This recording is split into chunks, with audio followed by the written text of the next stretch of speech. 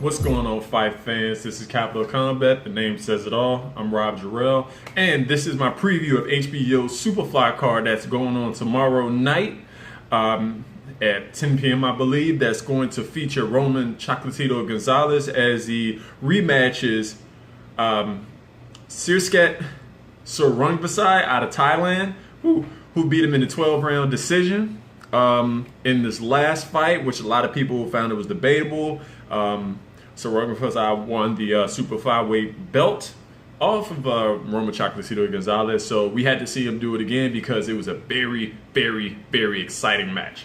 Also on that card, we have, again, Superfly. This is probably the most exciting card that you'll see all year. Not only is it high level, but all these guys are exciting fighters. We also have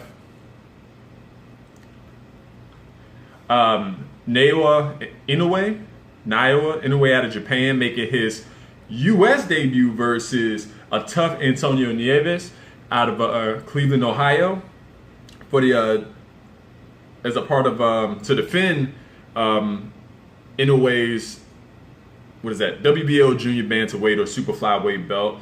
It's the WBC bantamweight title belt that's on the line for Sor Rungvisai versus Gonzalez. Then we have Carlos Quadras, who's got a big step up against Juan Francisco Estrada, going down as the opener. And I hope they show you have Brian Valori versus Miguel Cartagena. Brian Valori, tough veteran, very exciting, definitely worth opening the show with. And he's the U.S. name, the other U.S. name. So we're going to start off with the Quadras of Juan Francisco Estrada fight. I kind of have it on my screen here, and also watching the super middleweight card, which is actually going on Showtime as we speak. But Quadras out of Mexico has had definitely he's once defeated, lost to Gonzalez in a very exciting fight, which you could have made the argument that he drew or won the fight. But he didn't really look that great over David Carmona out of Mexico.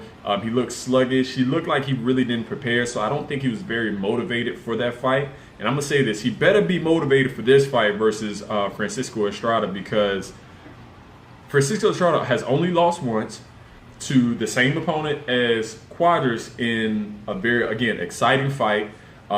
He's tough. He can fight. He's got some good scalps on his resume, including Brian Valeria, Giovanni Segura,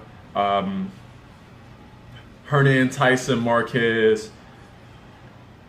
And he's very tough, has a lot of experience. Actually, I think he has more fights than, he has as many fights, as Quadras. So this is going to be an interesting fight. Quadras looks physically better in his progress photos, but he cannot come out the same as he did in his last fight versus Carmona, because Juan Francisco Estrada wants to get that. He's been angling for a rematch versus Gonzalez for a long time. He fought Gonzalez back in 2012, and that was a debatable fight. He's been working his way up, knocking guys out, decision them. So he's been chomping at the bit. Quadras, who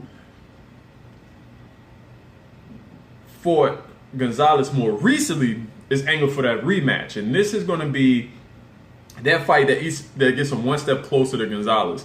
Depending on how this fight goes with Sor Rungvisai, Gonzalez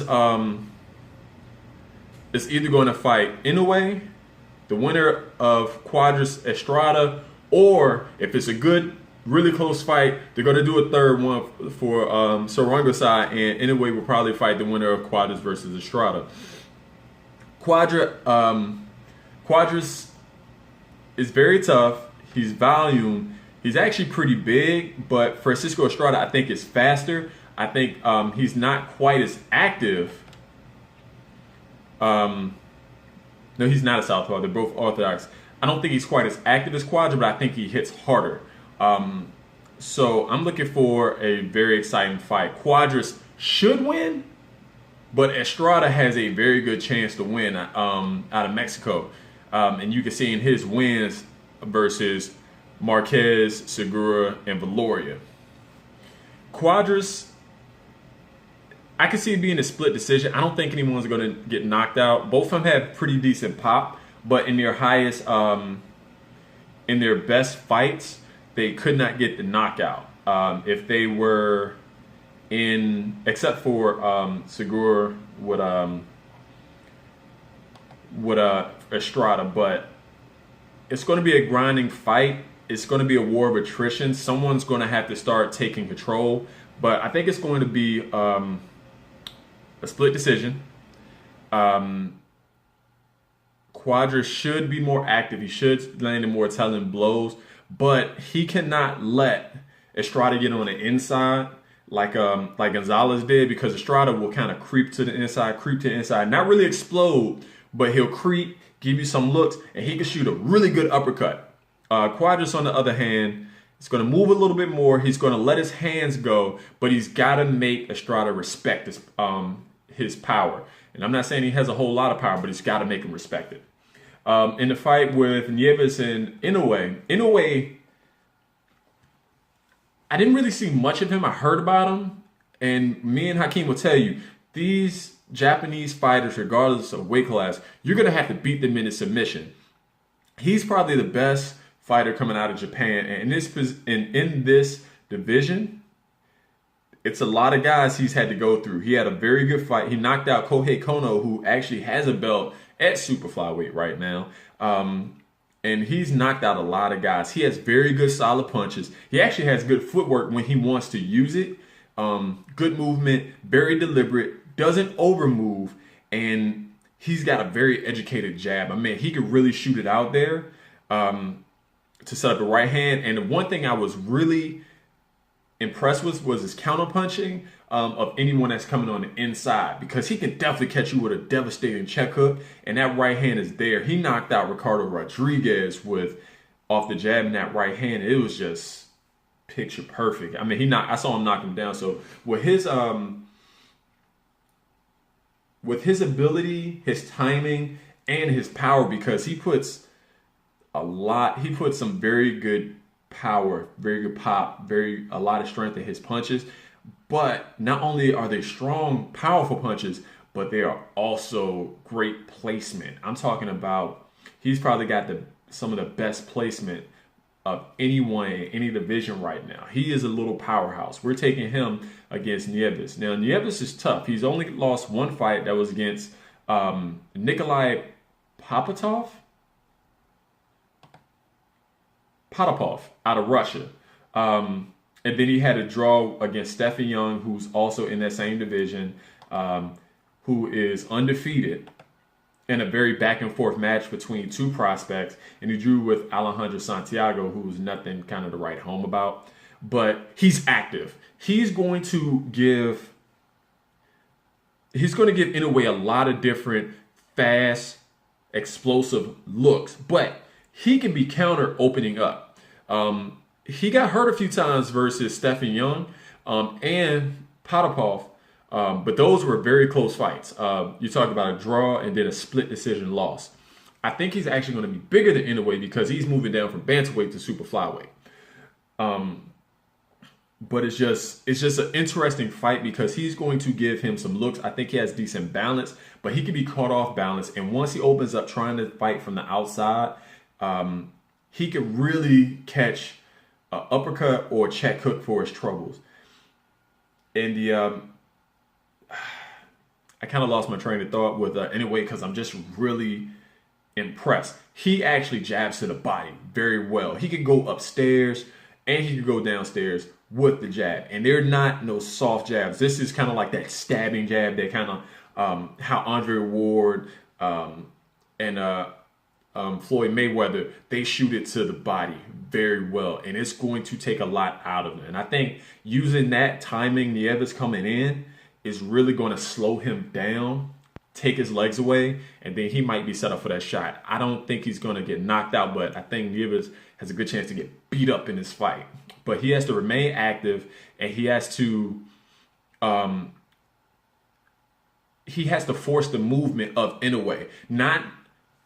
He has to force the movement on his terms, not on Inoue's terms, because Inoue, he has good side to side, very deliberate. He economical with his punches and his footwork. If he can press him a little bit and make him overmove, try to get him tired without taking too much return fire, he has a chance to make it a very close fight. But Inoue should carry this one. I think it's going to be a pretty wide decision. Has a chance to knock him out.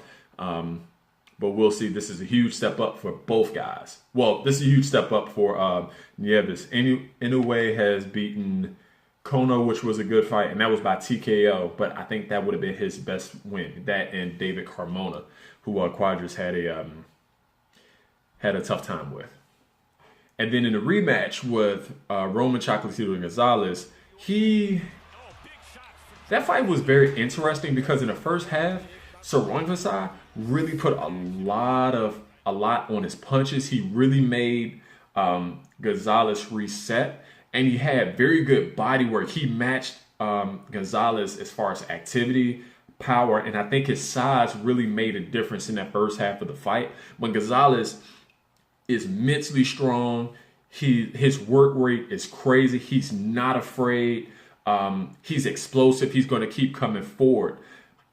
So Rungvisai has to make him back up, put him against the ropes, and really continue to dig to that body, because Sor Rungvisai fights out of the southpaw stance, and with that liver right there, he can throw that body shot to Gonzalez, and he'd actually knocked Gonzalez down with that body shot coming in. So look for that some more. Look for Gonzalez to really press the action a little bit more. He takes a little bit to get warm up, but he's going to start earlier. Look for him to start earlier in this third, fourth round instead of waiting to the fifth to sixth to figure Sor Rungvisai out. Sor Rungvisai, his activity went down a little bit. It looked like he didn't have as much on his punches, but he was explode here or there while Chocolatito would press the action, shoot from the outside, and then made it a firefight where he had more firepower. I just don't know if he had the power to put him down. So I can see how Sor Rungvisai took that win from Gonzalez, but look for Gonzalez to adjust quicker, move away from that power, that right hook to the body, and really shoot that right hand over the top and explode a little bit more. Chocolatito is not the most ripped dude in the world, but his motor is insane. This guy just doesn't keep coming. You're going to have to, for Sor Rungvisai to win again, he's either going to have to severely outwork him or he's going to have to try to beat him down. I don't think that's going to happen because Chocolatito has shown a very good chin, a very good motor. He can actually cut off the ring, set traps. But when he comes in, he is not afraid. He can, I'm looking for him to shoot the uppercut more in this fight. If he can lead with an uppercut, then come over the top with a right, I think that's going to help him out, especially when leading or countering Sor Rungvisai. So look for that uppercut this time. Look for him to defend against the right hook to the body. I think Chocolatito wins another tough fight, but he starts early. He takes control earlier, and then it's just going to be leather flying for the rest of the night. Tell us what you think. Leave your comments in the section below. That's on Facebook, Instagram, Twitter, Google+. Keep it respectful to each other and to us. Subscribe. We're really pushing. Tell us what you think. Tell us what you want to see from us going forward.